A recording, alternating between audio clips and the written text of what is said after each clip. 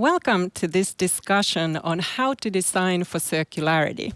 My name is Anu Partanen. I will be moderating this event today. We have 5 very distinguished panelists joining us today, but first I'd like to invite to the stage Thomasine Kamelin, Executive Vice President for Sustainability and Communications at Huhtamaki. Thomasine will say a few words for the rationale for our roundtable here today and its importance as we strive for solutions.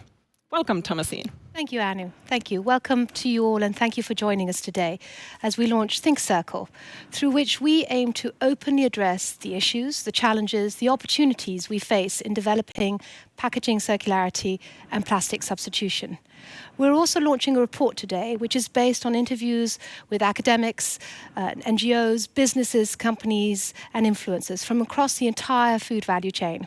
This to gain a broader perspective on how food packaging can help create true and lasting sustainability.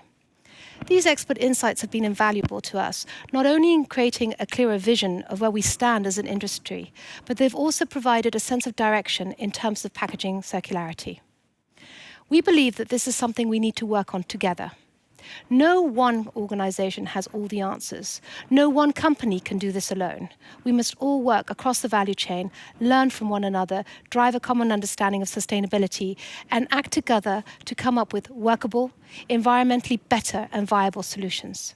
So today, we're kickstarting a forward-focused dialogue on what a more circular future could look like for us all. And this virtual roundtable is only the beginning.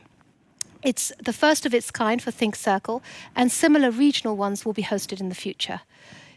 This initiative supports the ambitious sustainability targets we've set ourselves at Huhtamaki. Together with our customers and partners, we're working on developing next-generation smart packaging and innovative solutions for packaging circularity and plastic substitution.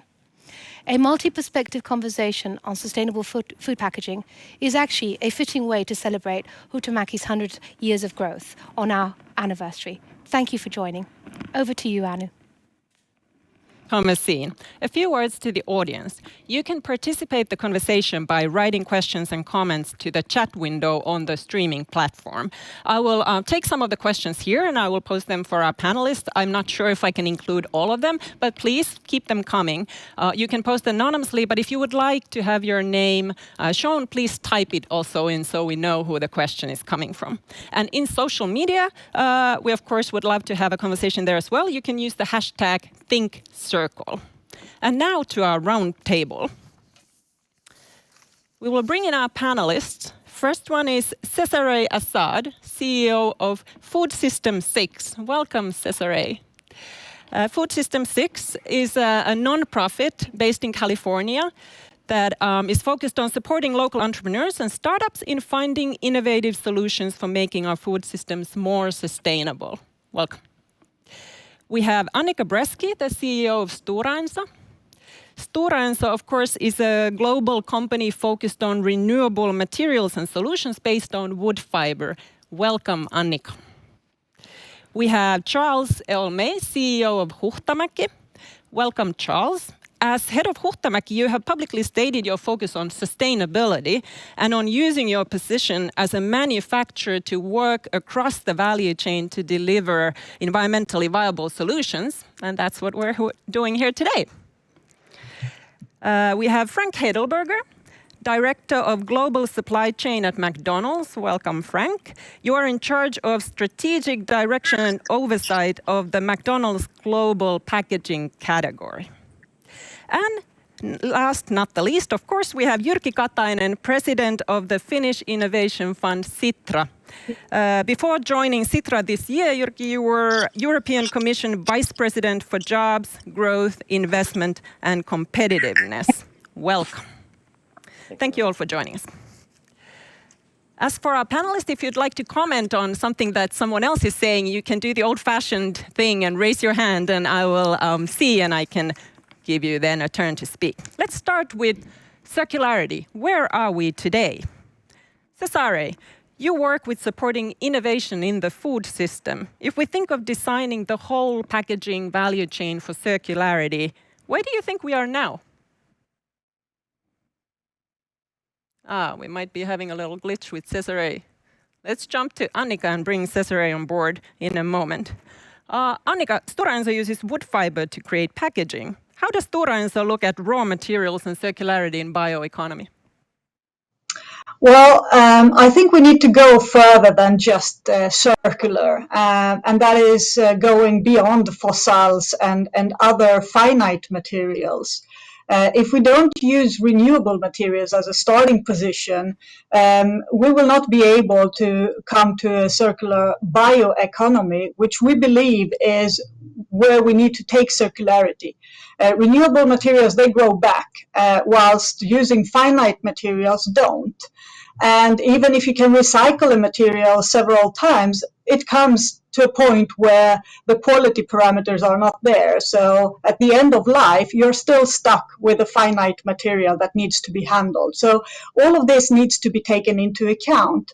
So renewable materials like wood, if we can replace fossil-based materials such as plastics, we can create a true circular bioeconomy, because forests, if they are managed sustainably, trees grow back. Trees grow more than they are being harvested. And healthy forests, they help combating climate change since they absorb CO2. So we can also store CO2 in the value chain. This is in fact one question that we'll be talking about today as well, how to define sustainability. As Annica, you well know, in Europe there are many different views on forest, for example, and like you were saying, from your perspective, forests are sustainable. Do you want to briefly comment on what you think of some people sort of viewing forests as something that we should let standing as carbon sinks and not use for renewable materials at all? Able to convey the great development that we have done in forestry in Europe and particularly in the Nordics, where we are based and where we have proof of having sustainable forestry going on. So if I just take as an example Sweden and Finland, if we look back 100 years, we have doubled the amount of forest today than we had 100 years ago in Sweden, and 30% more in Finland. Also in Europe, there are a lot of efforts of reforestation. So I think it's about how we are managing our forests. And if you have sustainable practices, then there is no issue why we cannot combine driving our business and having forests. And then we should also be aware that forests only absorb CO2 when they are growing. When they have reached kind of the end of their growing period, about 70 to 100 years if we look in the Nordics, or 7 to 10 years if we look in Latin America for those types of species, they stop growing and they start decaying and release CO2 to the atmosphere. So the best way to actually make sure that we are able to capture carbon is to use the raw materials such as wood in, for instance, building solutions, or in a recycling stream where the material is used several times, such as in packaging, for instance. Thank you, Annica. Charles, at Huhtamaki, you consider it very important for the whole value chain to work together. Why is it important for manufacturers to bring the value chain together? We need to put things in context, and circularity is a very broad agenda as we see it at Huhtamaki. I mean, circularity is not a product or a service or a transaction. It's not a once-off. It's a long-term journey in which the entire value chain is going to be involved. It's a end-to-end solutions, as I would call it. Why? Because it goes from raw materials, it starts there, but then it's all about, in any manufacturing operations, about reducing the waste of the manufacturing operations, make sure that the waste that anyway is embedded into the technology is recycled itself. And then it's about after consumption, it's about collecting and recycling. So it's a very much an end-to-end solution that we need if we want to truly build a circularity for the world of tomorrow. And if I may, take it even in a broader agenda, if I may, I think it goes beyond the value chain, beyond our value chain. It's the entire society that is involved in building a circular economy.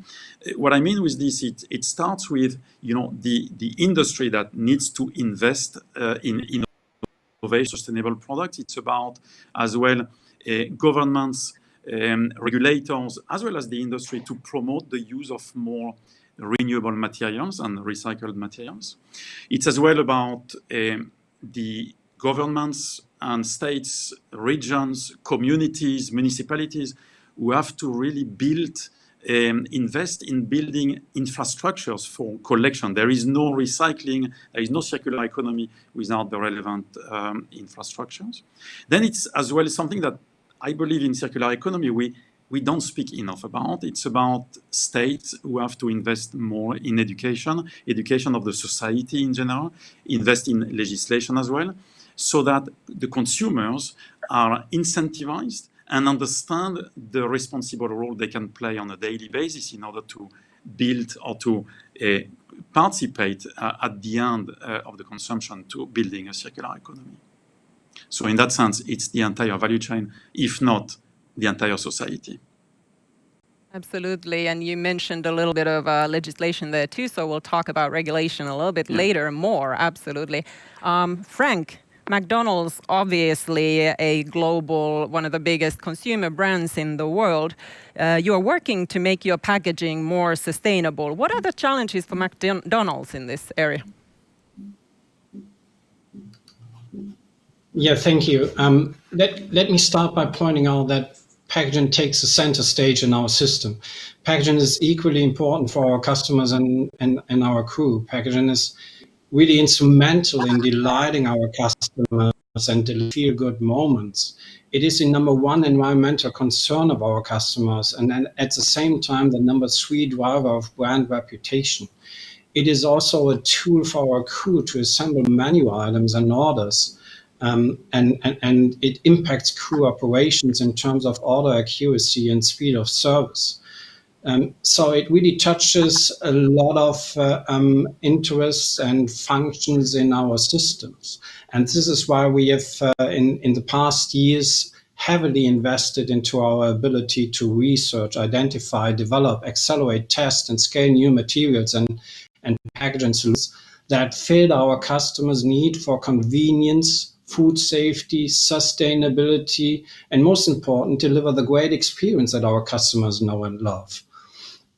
We've seen many exciting innovations to progress towards a circular economy, and there are exciting new materials, but also innovation in the use of existing materials like fiber.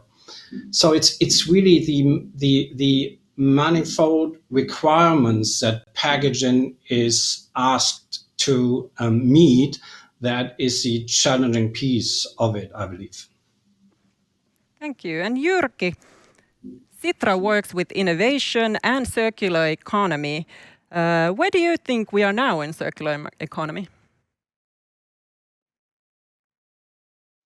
I must say that circular economy is flying well today.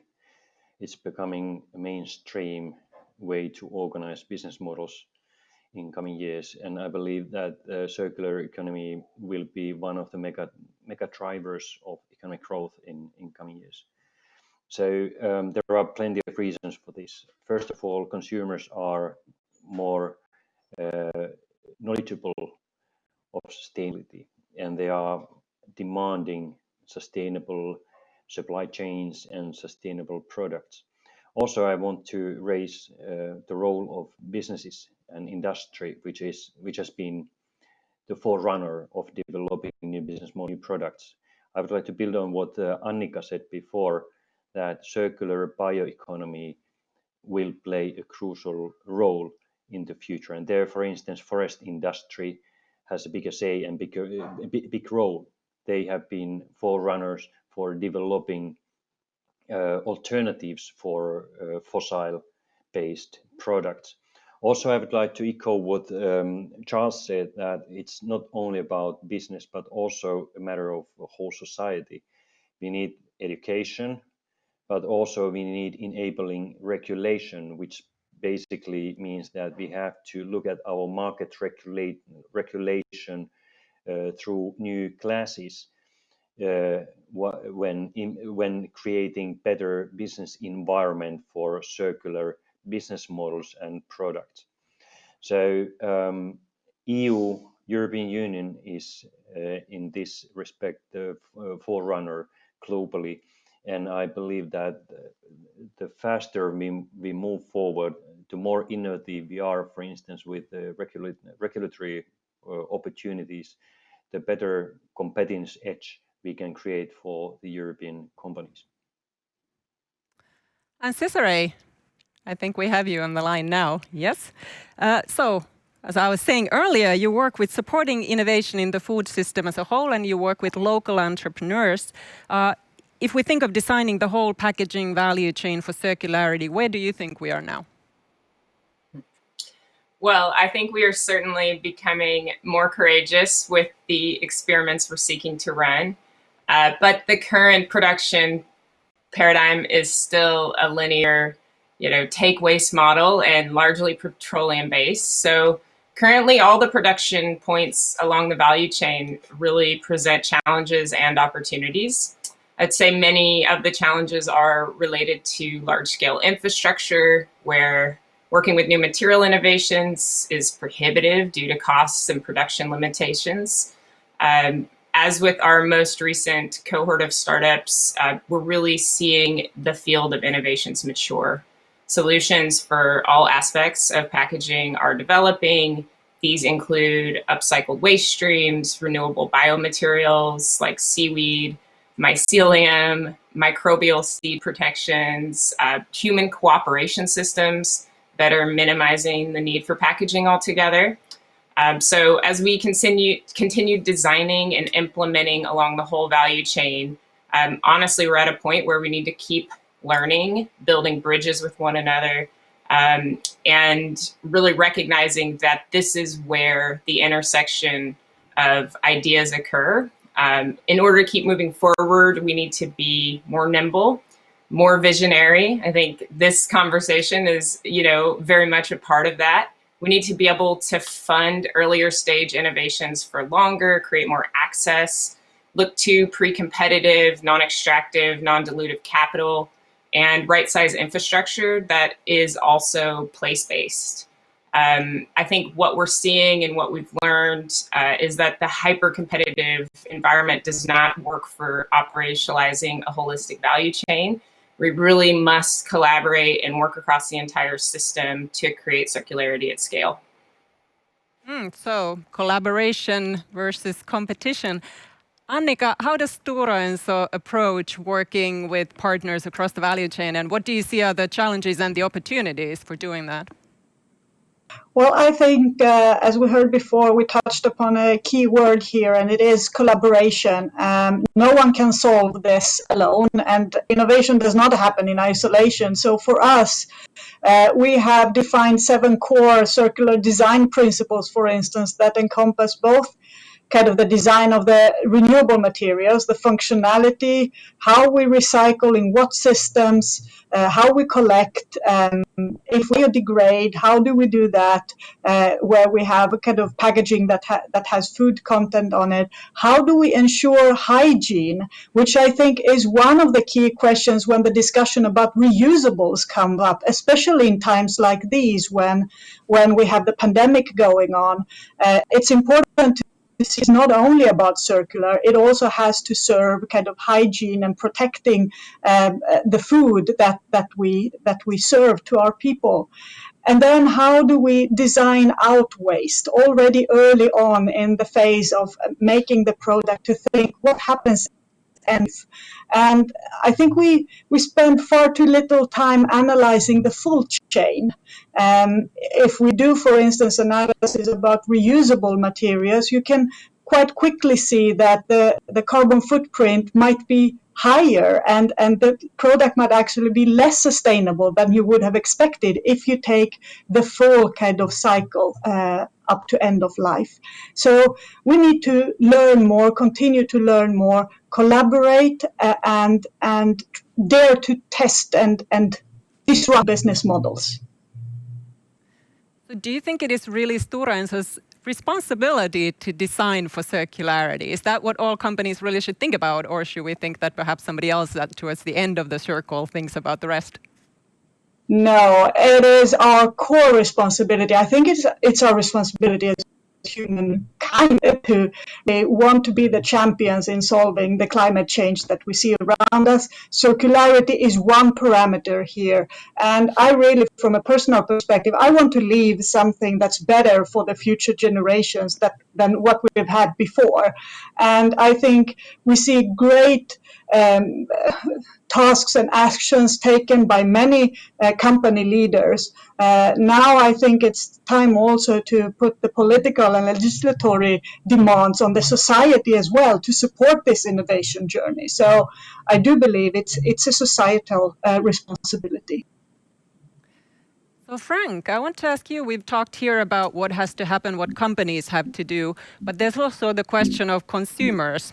How do we bring them along on this journey towards circularity? Because obviously consumers are used to having their packaging in a certain way, they do their shopping, their food shopping certain way.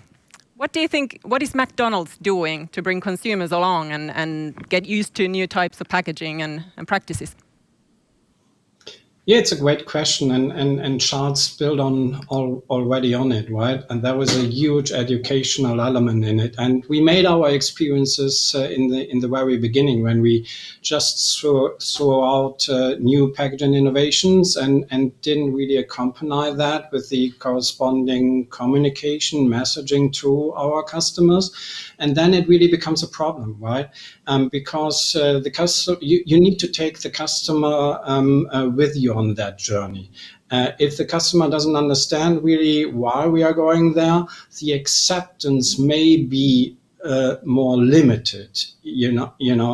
That is really a key challenge that we identified in the very beginning, that there was significantly more messaging needed to drive the acceptance of our customers to really try and use new packaging solutions.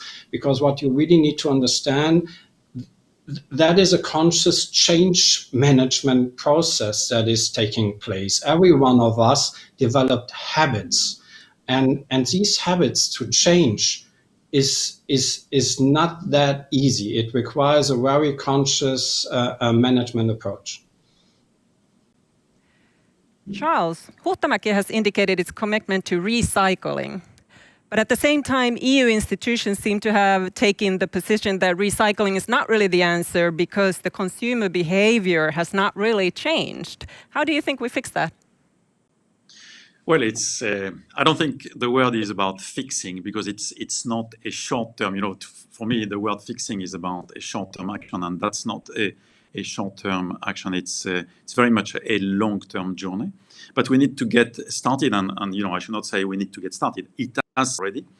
When some regulators, media are saying that the recycling doesn't work or is not viable, I have even heard it from some government members in the EU, then I think we need to go back to the facts. And the facts are telling us that, for instance, when you look at the plastic recycling in the world, it's only a 14%, as far as I remember right now.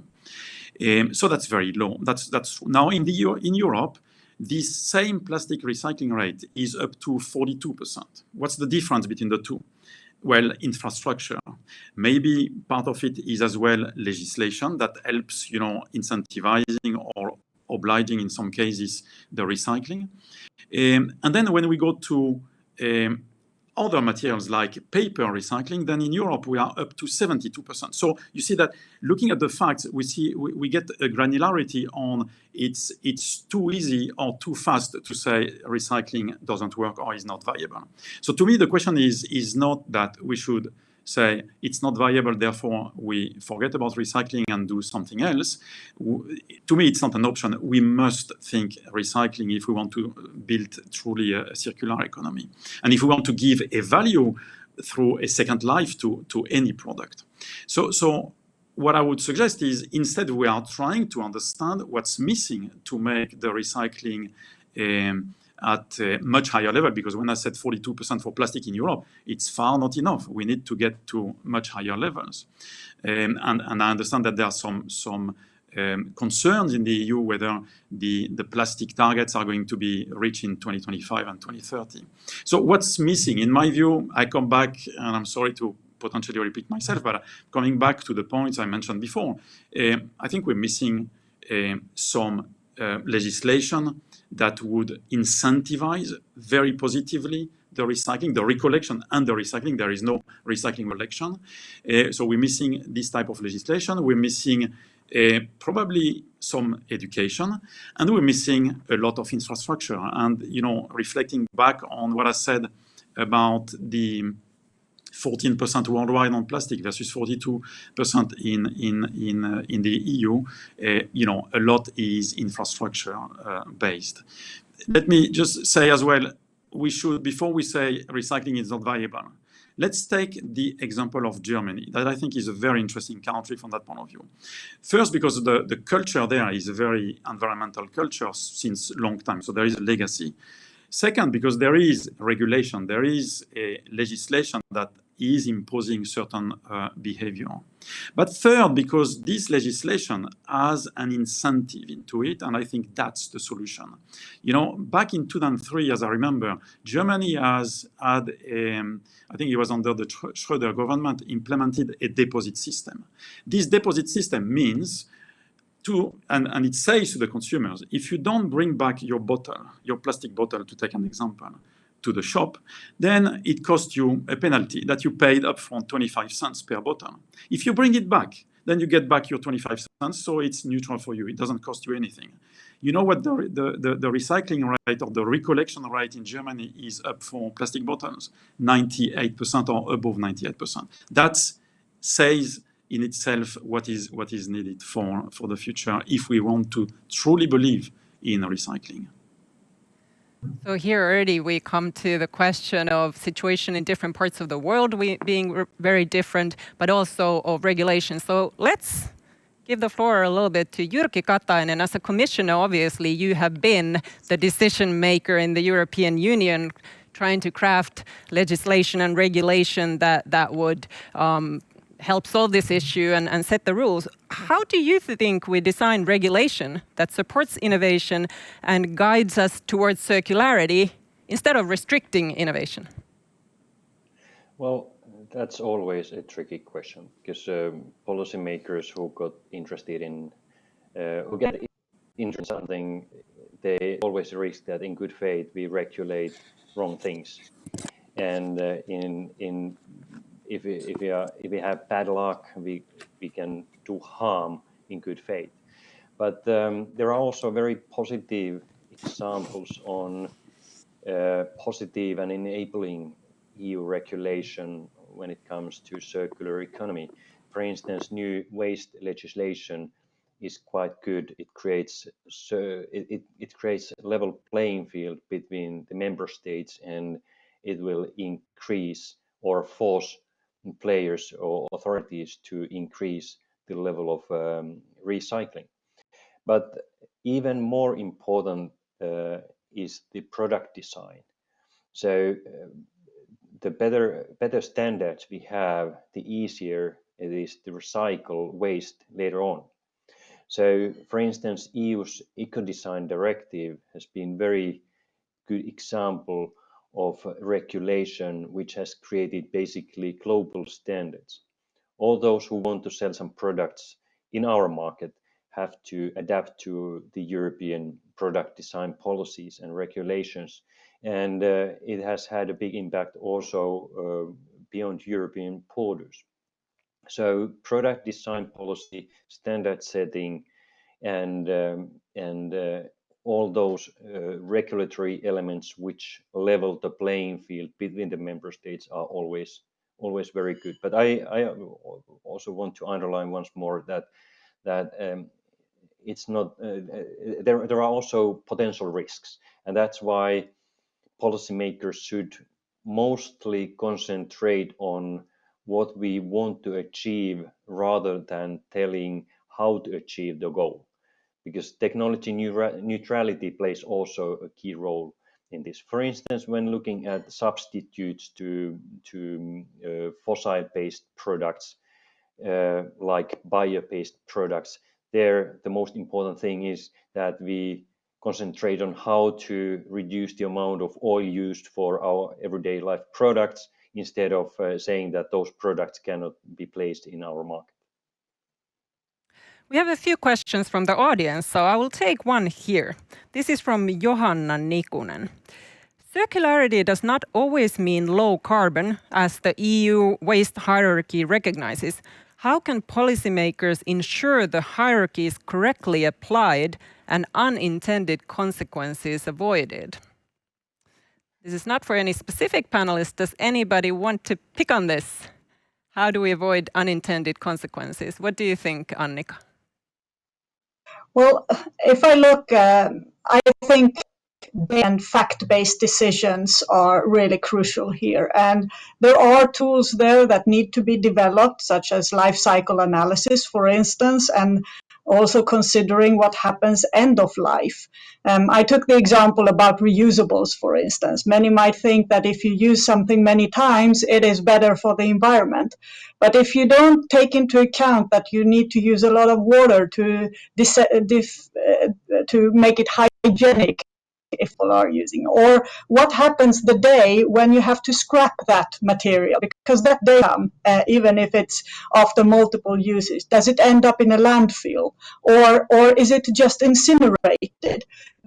The total environmental footprint suddenly might become something totally different, and so it's not always intuitive what is best. So I believe, as we've said before here, that there needs to be facts and there needs to be room, if the policies are creating on high enough level, for the industries to innovate, to design, and to make sure that the best choices are selected.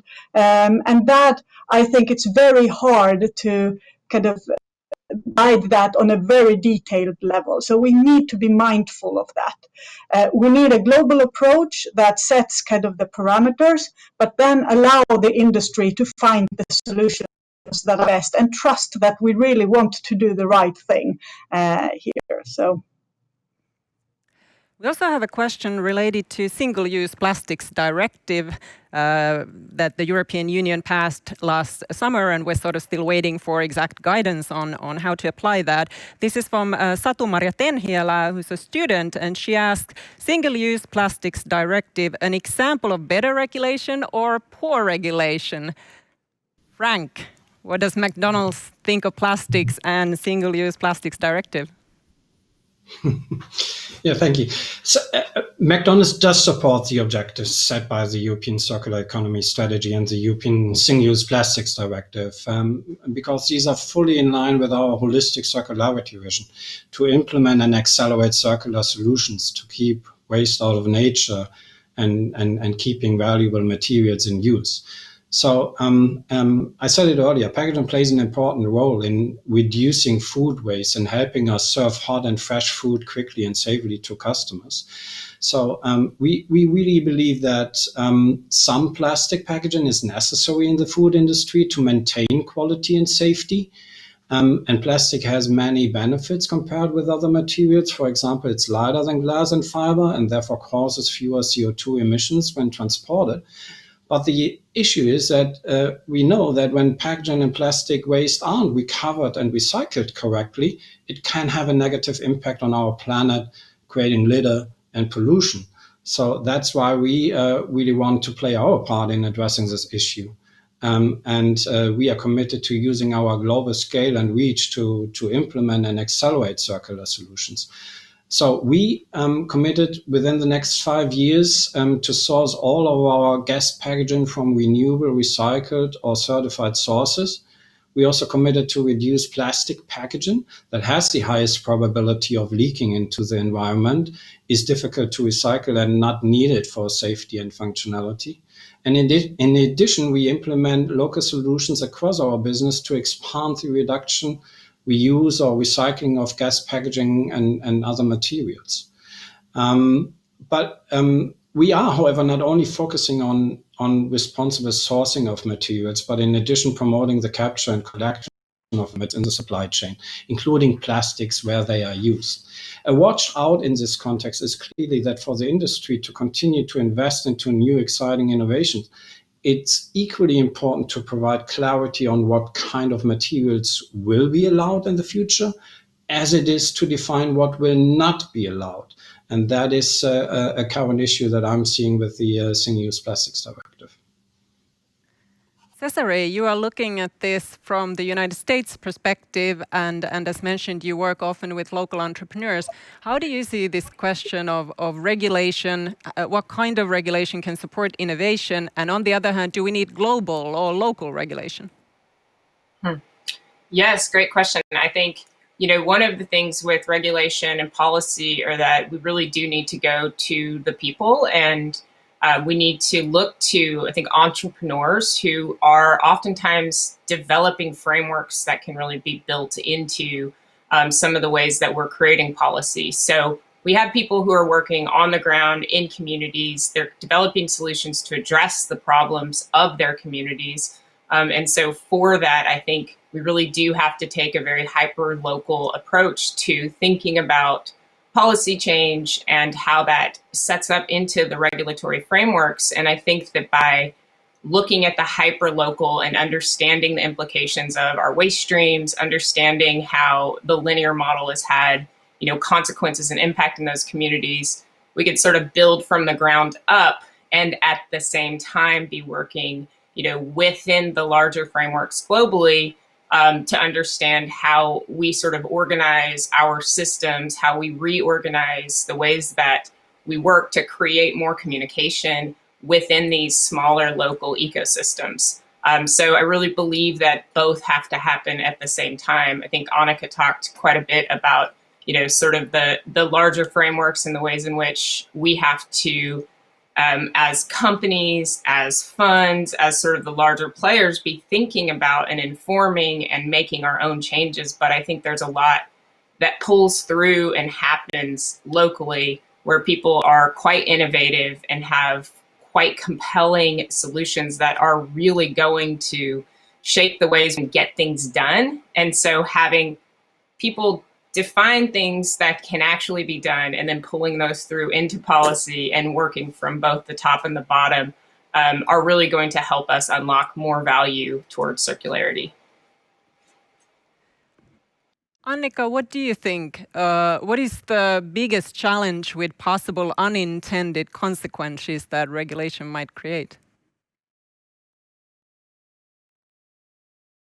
We risk then of phasing out wrong materials that are kind of good from a sustainability perspective, and favor materials that might not be. So having this discussion, if I go back to forest, you asked me a question in the beginning about the forests and the perception that Europeans might have that the forests are disappearing. Well, the forests are growing by 1,500 football playing fields every single day. So if you imagine that is the growth of the forest every single day, and we, for instance, in our company, we always harvest less than the growth. So going back to that there is more forest today in the Nordics than was here 100 years ago is about kind of a sustainable long-term perspective on how we manage our forests. And I think if you ask consumers on the street, everyone wants more forests in their countries. They want more trees. It's a good thing.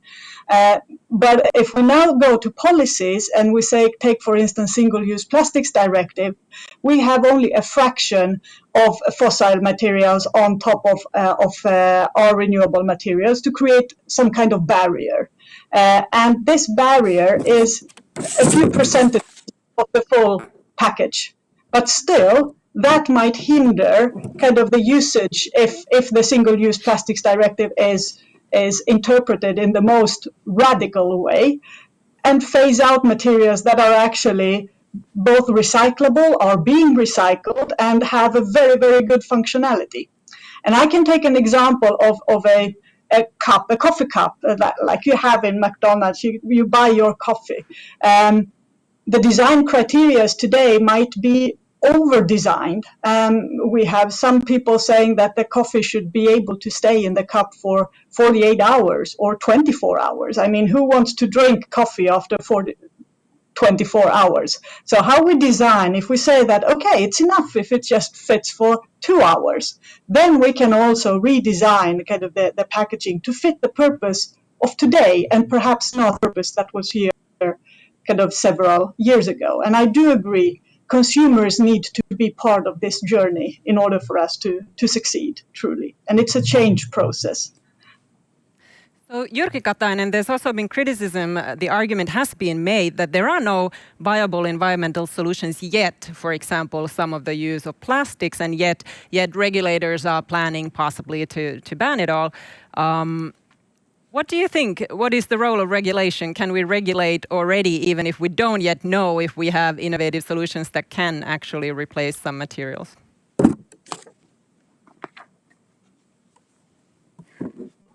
Well, like some of the colleagues mentioned before, that plastic is not bad as such if we use it in responsible manner. But it's always better to have a substitution to oil-based plastics. There's also plastics made of bio-based products. So the reality is not always black and white, but there is, I believe that there is still need for traditional plastic, but we just have to make sure that these plastics can be recycled, and they are recycled over and over again if needed. But for instance, if looking at single-use plastics ban, I don't think anybody suffered too much. So if it said that it's not possible to use plastic straws anymore, there is plenty of other choices in the market. For instance, bio-based straws. So it's easy to get lost in big and small things and being too rigid. But in good intention, we can find solutions. Whether it's better recycling or allowing new materials to come to the market. Just one anecdote: I participated to the preparations of single-use plastic ban, and I thought, and I still believe, that it was the right thing to do, because the whole intention was to reduce the amount of microplastic in our oceans, which is a real problem for the human health and for the sea life.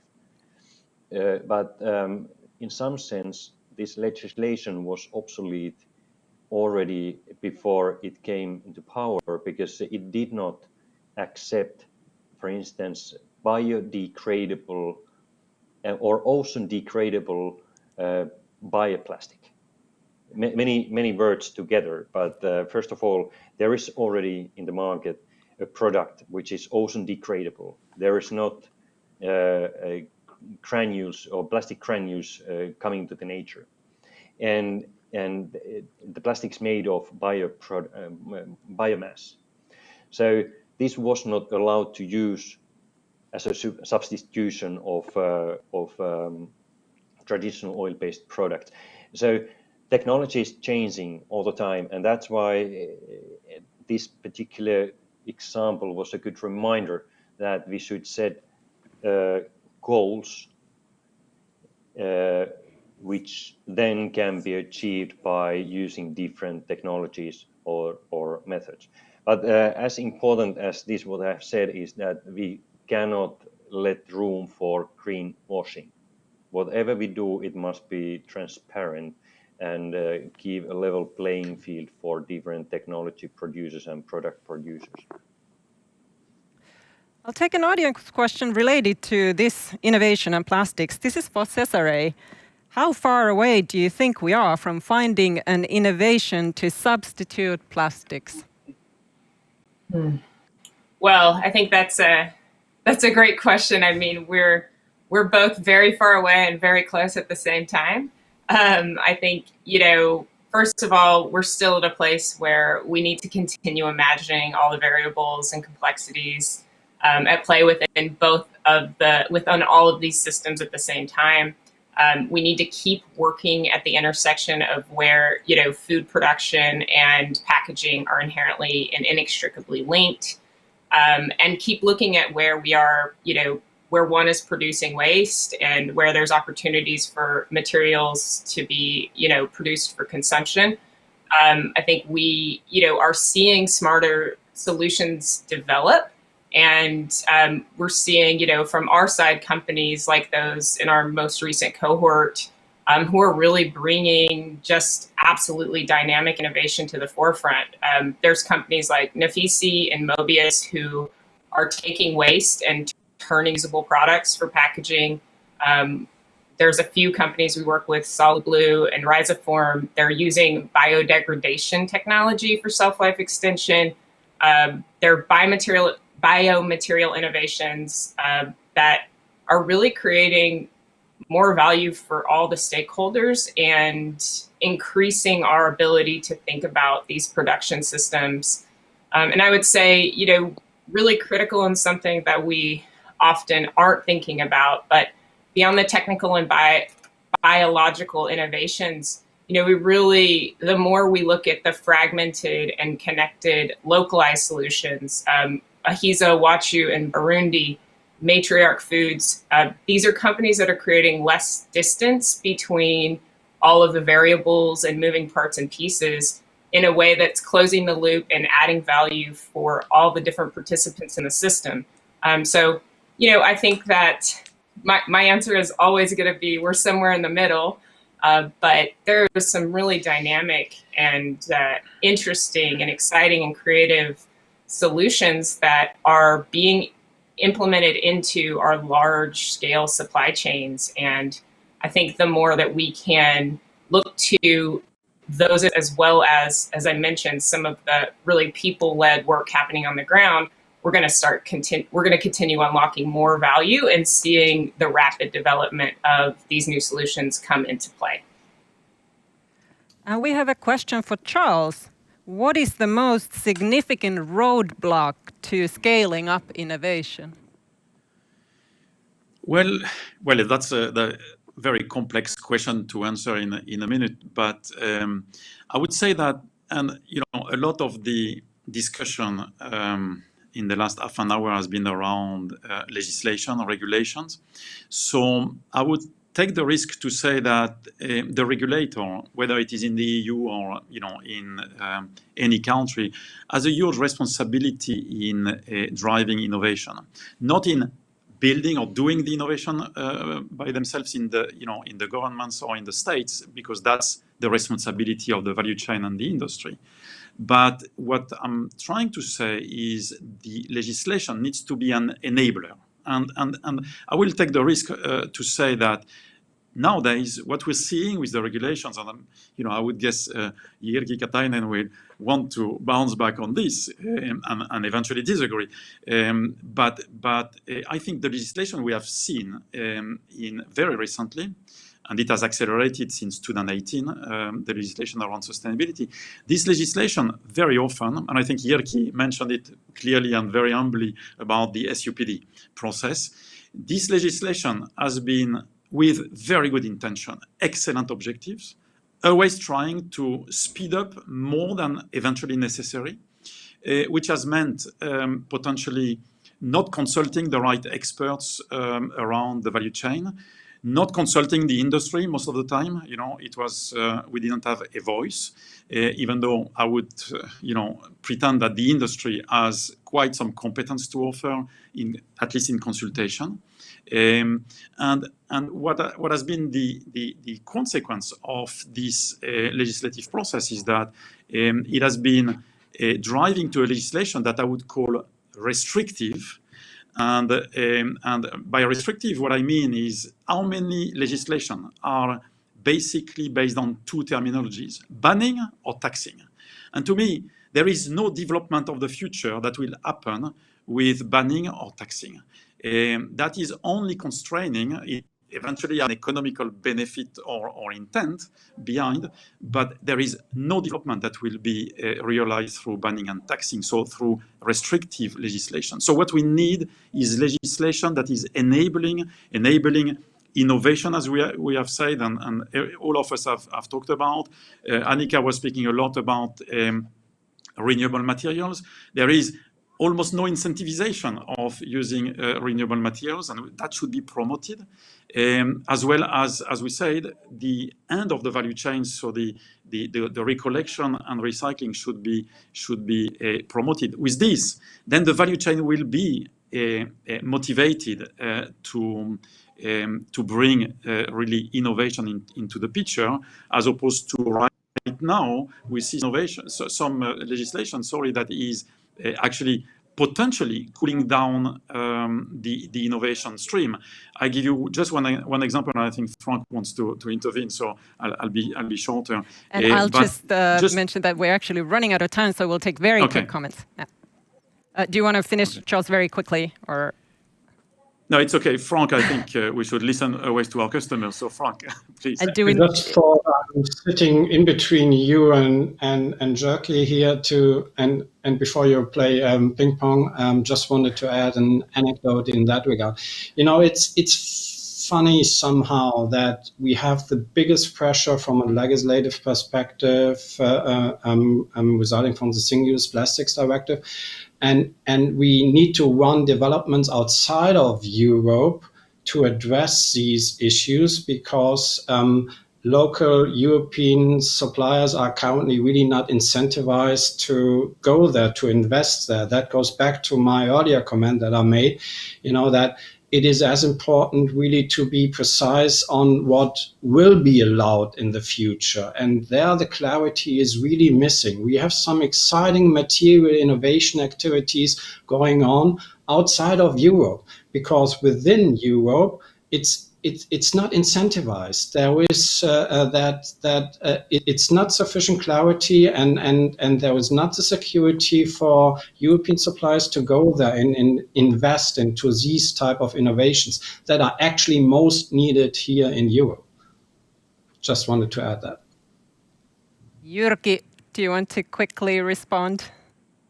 Well, I don't want to oppose what colleagues have said, but just one opposite example. When I still was in the European Commission, I set up a Plastics Alliance, which was a body for all representatives of plastic value chain.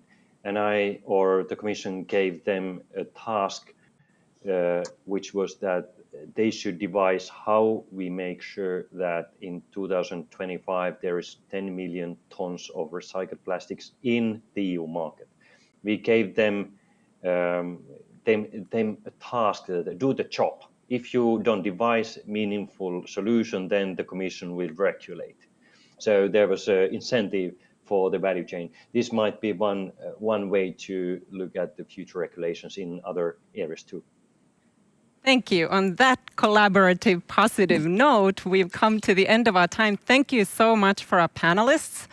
And luckily, of course, the conversation will continue. As Thomasine mentioned earlier, there will be other Think Circle regional discussions. And of course, we hope that you continue conversation on social media under the hashtag ThinkCircle. And we have interviews by all of our panelists and some other industry and NGO people working around these issues on Huhtamaki's Think Circle website. So we certainly hope that you go and read those and perhaps comment on social media. And to end this event, we have some art for you. I'd like to call on the virtual stage Tuuletar, the Finnish vocal group, and the song is called Ventus Nova, the New Wind, and it was created to mark Huhtamaki's 100th anniversary. It's also about our resilience in these unprecedented times.